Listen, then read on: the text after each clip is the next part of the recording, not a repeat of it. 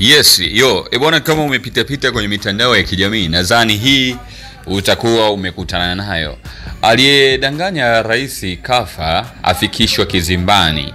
David Aoga Mokaya ambaye ni mwanafunzi wa chuo kikuu nchini Kenya anakabiliwa na mashtaka ya kujibu mara baada ya kuchapisha picha ya msafara wa watu wakishiriki msiba wenye nukuu ya kupotosha mtandaoni. Kwa mujibu wa ofisi ya mwendesha mashtaka nchini Kenya, Mokaya anashtakiwa kutumia ukurasa wake wa X, zamani Twitter, mnamo Novemba 13, 2024 akidai ilikuwa ya mwili wa Rais William Ruto ukiondoka kwenye nyumba ya mazishi, ambapo mahakama imehifadhiwa au imefahamishwa kuwa picha hiyo imeonyesha jeneza lilokuwa limefunikwa bendera ya Kenya na kusindikizwa na maafisa wa kijeshi waliovalia sare za sherehe iliyobuniwa ili kutoa dhana potofu kwamba inamhusisha rais. Aiza Mokoya akiwa mahakamani ametaka kuchunguzwa upya kwa mashtaka yake, ambapo kupitia wakili wake Dastani Omari pamoja na chama cha wanasheria nchini Kenya wametaka kufahamu endapo Rais William Ruto ataitwa kutoa ushahidi wake. Kesi hiyo sasa imepangwa kusikilizwa kikamilifu Mei 29 mwaka huu.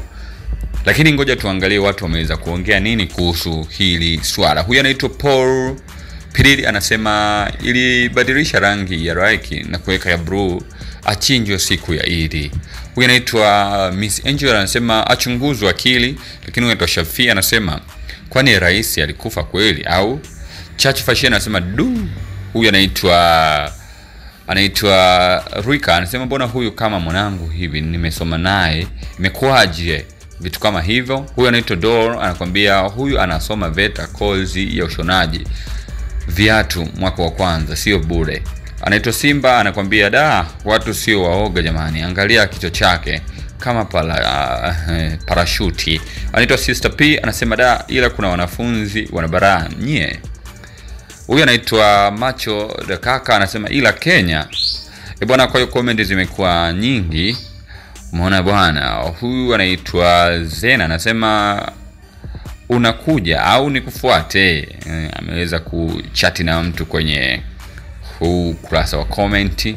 Anaitwa Choro anakuambia itakuwa ameshachoka ndio maana. Ronald anasema Mshua anasema anayemdanganya hana akili mpaka ana confirm. Hatari sana. Kwa hiyo comment zimekuwa nyingi sana. Kwa hiyo pia inatakiwa watu ambao wanatumia mitandao ya kijamii wajulishe kwamba kuna vitu ambavyo inatakiwa wavifanye kwa manufaa yao, lakini sio unafanya kitu ili mradi tu unafanya, kinaweza kikakupeleka kwenye matatizo makubwa sana. Kumbuka hii ni Ambwene Media, yani usisahau kusubscribe ili kuongeza namba na kubonyeza alama ya kengele ili kujipatia update zote ambazo zitakuwa zinatoka Ambwene Media. Kumbuka mimi ni Wizo wa watu.